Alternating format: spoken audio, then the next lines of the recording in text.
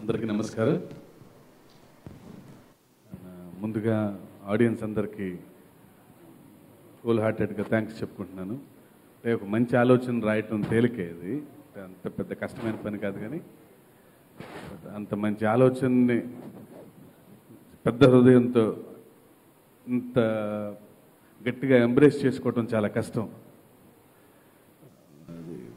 It's not that easy.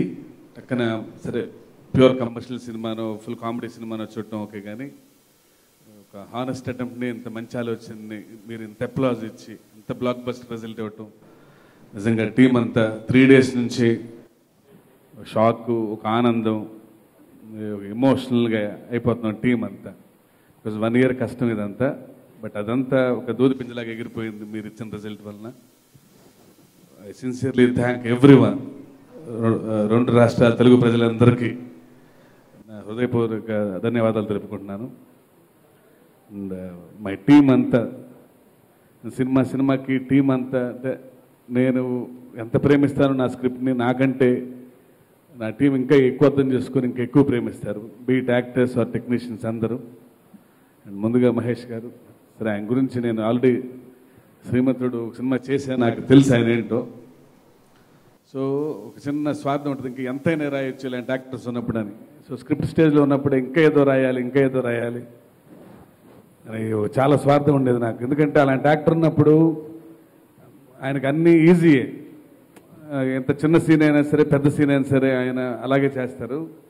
But ఇంకా ఏదో more variations ఇవ్వాలి, ఇంకా ఛాలెంజ్ ఇవ్వాలి ఆయనకి, అది మేమంతా ఎంజాయ్ చేయాలని ఒక 6 months కూర్చున్న తర్వాత ఆయనకి స్క్రిప్ట్ చెప్పినప్పుడు, బట్ ఆయన ఇప్పుడు ఇవాళ ఫైనల్గా రిజల్ట్ చూసినప్పుడు, స్క్రీన్ మీద మొన్న థియేటర్లో వెళ్ళి చూసినప్పుడు ఆయన పెర్ఫార్మెన్సు, అంటే నేను డైరెక్టర్ నన్ను మర్చిపోయి నిజంగా ఇలా చేశారా, ఇన్ని వేరియేషన్స్ ఏంటి, ఆయన ఇచ్చిన సపోర్ట్ కానీ ఆయన ఇచ్చిన కాన్ఫిడెన్స్ కానీ రియలీ ట్రెమెండస్. సార్ నిజంగా మీరు లేకపోతే ఇదేదో మా మాట వరుసగా చెప్పడం కాదు, కానీ ఇంపాసిబుల్. భర్త నేను ఇంత అందంగా ఇంత పెద్ద రిజల్ట్ రాదు మీరు లేకపోతే, ఎప్పుడు ఇంపాసిబుల్. ఆయన ఇచ్చిన, అంటే ఒక యాక్టర్ ఎప్పుడు, లీడ్ యాక్టర్ ఎప్పుడు అంత సపోర్ట్ ఇచ్చి అంత కాన్ఫిడెన్స్ ఇచ్చి ఇవ్వకపోతే, అంత ఇంట్రెస్ట్ తీసుకోకపోతే కనుక ఇంత మంచి రిజల్ట్ రాదు, ఇంత అందంగా రాదు. అండ్ మహేష్ గారితో ఎప్పుడు సినిమా అంటే ఎప్పుడు స్పెషలే, మళ్ళీ ఎప్పుడు చేస్తామా అనే కోరుకుంటుంది. And coming to my technicians, next మా ప్రొడ్యూసర్ గారు. ఈ సినిమా నేను తీసిన 4 సినిమాల్లో highest number of working days చేశాను. హైయెస్ట్ నెంబర్, అంటే బడ్జెట్ చాలా చాలా కాస్ట్లీ సినిమా నా కెరీర్లో, చాలా ఖర్చైన సినిమా ఇదే. యాక్టర్స్ కూడా చాలా ఎక్కువ మంది ఉన్నారు ఈ సినిమాలో. అంటే ఇంత ఉన్నా సరే ఆయన ఎప్పుడు, సార్ నాకు పెద్ద రెస్పెక్ట్ రావాలి సినిమాతో, పెద్ద పేరు రావాలి, నాకు చాలా రిచ్గా ఉండాలి సినిమా, నా బ్యానర్లో నిలిచిపోవాలి సినిమా, ఇదే ఎప్పుడు చెప్తా ఉండేవాళ్ళు ఆయన. నాకు చాలా ఇష్టం నాకు ఆ మాటలు. అంటే ఏదో మాట వరుసగా అయితే ఏదో ఒకసారి చెప్పచ్చు, షెడ్యూల్ అప్పుడు వచ్చి నాకు ఈ మాట చెప్పేవాళ్ళు నాకు. థ్యాంక్స్ అండి. నేను ఫస్ట్ నేను సినిమా మొదలెట్టే ముందు ఆయన్ని నేను ఇదే అడిగాను, సార్ ఇదే నాకు ఇచ్చారు, ఈ సినిమా అంత గొప్ప సినిమా తీసి పెట్టినందుకు చాలా థ్యాంక్స్ అండి. నా మాట నిలబెట్టారు సార్, నేను అడిగింది. థ్యాంక్ యూ గారు. అంటే ఆయన, అంటే మిగిలిన అందరికంటే సరే నేను హిట్ సినిమా తీయాలి, సో మహేష్ గారికి టెన్షను, నాకు టెన్షను, అందరం పెద్ద సక్సెస్ఫుల్ సినిమా తీయాలని తాపత్ర. కానీ అందరికంటే ఎక్కువ నాకు సాయంత్రం పూట ఇంటికి వెళ్ళిన తర్వాత ముందు దానే గారు గుర్తొచ్చేవాళ్ళు. సరిగ్గా చేస్తున్నామా లేదా, అంత హానెస్ట్గా అడుగుతున్నారు, షెడ్యూల్కి గుర్తు చేస్తున్నారు ఆ మాట. నేను ఇంట్లో కూడా నేను ఎక్కువ డిస్కస్ చేసేవాడు, దానా గారు ఎప్పుడు ఇదే అడుగుతారు, సరే కథ వినేసి ఆయన బ్లాక్ బస్టర్ ఇది చాలు సార్ అంటే ఓకే, ఆయన మాత్రం ఇది ఒక్కటే అడిగేవాళ్ళు. సో లాస్ట్ పోస్ట్ ప్రొడక్షన్ అప్పుడు కూడా నేను 1-2 సార్లు నేను దేవి గారితో కూడా అన్నా ఈ మాట, సార్ బాగుంది కదా, రెస్పెక్ట్ వస్తుంది కదా, పెద్ద సినిమా కదా అని. బ్యాక్ ఆఫ్ ద మైండ్ ఎప్పుడు దానా గారు అన్నయ్యేవాళ్ళు. సో అంటే ఇంత సపోర్ట్ ఇచ్చి సినిమాని ఇంత నమ్మినందుకు దానా గారు చాలా thanks sir. Thank you sir. And మా టెక్నీషియన్స్ గురించి. అంటే వాళ్ళ పడ్డ కష్టం నాకు తెలుసండి. ఈ సినిమాలో ఎన్ని లొకేషన్స్, ఎన్ని వేరియేషన్స్, పాటల్లో రకరకాల లొకేషన్స్. నా కెమెరామెన్లు ఇద్దరు అంటే ఇలాంటి అట్మాస్ఫియర్ క్రియేట్ చేయాలంటే నేను 3 సినిమాలే తీసాను ఇంతకుముందు. నాకు వాళ్ళంత అనుభవం లేదు. వాళ్ళు 20 years నుంచి 25 years నుంచి కెమెరామెన్స్ వాళ్ళు. నేను కథ చెప్పినప్పుడు వాళ్ళు చేసిన హోంవర్క్ నాకంటే ఎక్కువ. అంటే అలాంటి రియల్ అథెంటిక్ అట్మాస్ఫియర్ క్రియేట్ చేయాలంటే వాళ్ళు ఈ సినిమాకి ఎంత చేశారో, నాకు ఎంత నేర్పించారో నాకు తెలుసు. చాలా నేర్చుకున్నాను వాళ్ళిద్దరి దగ్గర నుంచి. డెఫినెట్గా వాళ్ళిద్దరితో అసోసియేషన్ వల్ల నేను ఇంకా గొప్ప సినిమాలు తీయగలను అనే కాన్ఫిడెన్స్ వచ్చింది. సో అలాంటి కెమెరామెన్స్తో పనిచేసాను నేను ఈ సినిమాకి. కానీ వాళ్ళు వేరే వర్క్లో ఉండి ఏ ప్రమోషన్స్కి రాలేకపోతున్నారు. ఎక్కడున్నా సరే మంచి రిజల్ట్ వచ్చిందని హ్యాపీగా రోజు ఫోన్లో మాట్లాడుకోవటం తప్ప. Ravi sir, Thiru sir, you taught us many things, నాకు నా టీమ్కి. And my sincere thanks to both of you. And మా దేవి గారు, ఫస్ట్ సినిమా నుంచి ఆయనే నాకు ఎక్కువగా, నేను కొంచెం కంఫర్ట్ జోన్లో పనిచేసేది ఇప్పుడు నేను ఒక మ్యూజిక్ విషయంలోనే. ఎందుకంటే సో దేవి గారు ఉన్నారనే కాన్ఫిడెన్స్ ఉంటుంది. ఇప్పుడు మిగిలిన కొంచెం భయం ఉంటుంది, అది పట్టించుకోవాలేమో ఇది పట్టించుకోవాలేమోనని. బట్ నాకు మ్యూజిక్ విషయంలో నాకు దేవి గారు ఉన్నప్పుడు నాకు చాలా కాన్ఫిడెన్స్. అంటే ఎలాంటి సిచ్యువేషన్ అయినా సరే నాకు ఎలా కావాలో తెలుసు. ఒక్కోసారి నేనే కొంచెం ఇబ్బంది పడుతుంటే అసలు ఆయనే ట్యూన్ కొట్టి ఏమోలండి ఇది పెద్ద సెట్ అవుతామోలేండి ఇంకోటి కొడతానని చెప్పి అంటాం. కానీ అండ్ ఆ సినిమా కోసం ఎంత టెన్షన్లో ఉన్నా నవ్వుతూ ఉంటారు. లాస్ట్ 2 weeks అయితే తను నాకు ఇచ్చిన కాన్ఫిడెన్స్ నేను జీవితంలో మర్చిపోలేను. నేను దేవి గారు, దేవి టీం అంతా అంటే ఒకరోజు చెప్పాలి, ఒకరోజు సెకండ్ హాఫ్ కూడా అంత బ్యాక్గ్రౌండ్ స్కోర్ అయిపోయింది. లాస్ట్ రీల్ ఒక్కటే ఫైనల్ కరెక్షన్స్ చేస్తున్నారు ఆయన. సో అనుకోకుండా నేనేమో మళ్ళీ రేపు మార్నింగ్ వస్తానండి, ఈవినింగ్ నైట్ చిన్న డబ్బింగ్ కరెక్షన్లు ఉన్నాయి, నేను మళ్ళీ హైదరాబాద్ వెళ్ళి మార్నింగ్ వస్తానంటే ఆయన కూడా లాస్ట్ రీల్ మొత్తం వర్క్ అంతా చేసి మ్యూజిషియన్స్కి అప్పచెప్పి నైట్ ఈ వర్క్ పూర్తి చేయండి, నేను మార్నింగ్ వచ్చేస్తాను. ఆయనకి ఇక్కడ రంగస్థలం ఏదో ఈవెంట్ ఉంది. సో ఇద్దరు మళ్ళీ సేమ్ ఫ్లైట్కి వచ్చేసి మళ్ళీ మార్నింగ్ లేచి మళ్ళీ సేమ్ ఫ్లైట్కి మళ్ళీ చెన్నై వెళ్ళిపోయాం. మార్నింగ్ ఫ్లైట్ దిగి ఒక గంట తర్వాత నేను హోటల్కి వెళ్ళి ఆయన స్టూడియోకి వెళ్ళిపోయారు. 1 గంటలో కలుద్దాం అని అనుకున్నాం. సరే 1 గంట రెస్ట్ తీసుకుంటారేమో, నిన్న డే అంతా మ్యూజిక్లో ఉన్నారు. నైటే వెళ్ళి హైదరాబాద్ వెళ్ళి ఫంక్షన్ చూసుకొని మళ్ళీ నైట్ అక్కడ రంగస్థలం టీంతో కాసేపు స్పెండ్ చేసి మళ్ళీ మార్నింగ్ ఫ్లైట్కి వచ్చారు. 1 గంట పడుకుంటారేమో అనుకున్నాను. నేను హోటల్కి వెళ్ళి సూట్ కేసు పెట్టి ఏదో భోజనం ఆర్డర్ చేసేలోపు ఆయన ఎమ్మటే మళ్ళీ ఆల్రెడీ అయిపోయిన రీల్లో ఒక సీన్కి మళ్ళీ ఎందుకు ఈ సీన్ ఇంకా బాగా చేయొచ్చు అనిపిస్తుందండి, టైం లేదు యాక్చువల్గా అని ఆయన గిటార్ పట్టుకొని ఒక పీస్ గిటార్ వాయిస్తూ నాకు వాట్సాప్లో ఆ సౌండ్ పంపించారు. నాకు అది నాకు ఓకే, అది ఆల్రెడీ చాలా బాగుంది. అంటే అంత టెన్షన్, ఇంకో 3 days టైం ఉంది.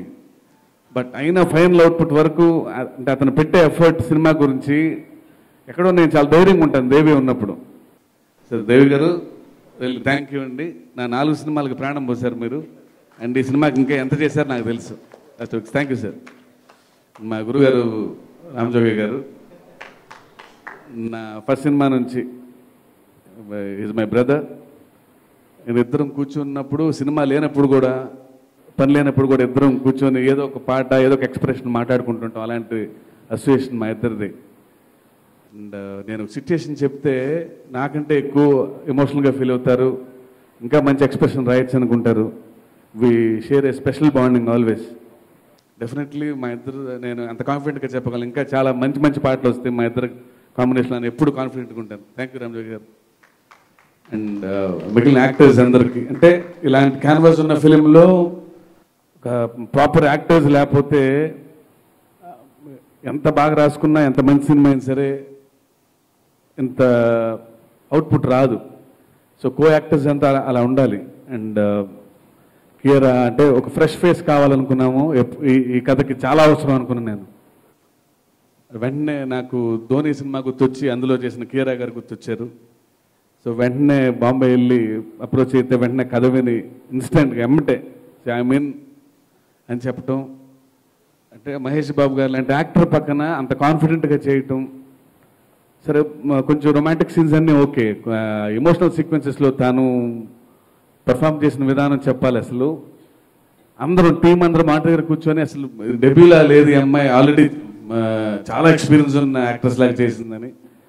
కిరా నిజంగా అంటే ఎంత టైం ఉందో సినిమాలో, ఎంత ఫుటేజ్ ఉందో తెలియదు కానీ, but the way you have delivered with Mahesh Babu garu is really tremendous. You have a long way to go and all the best to your future.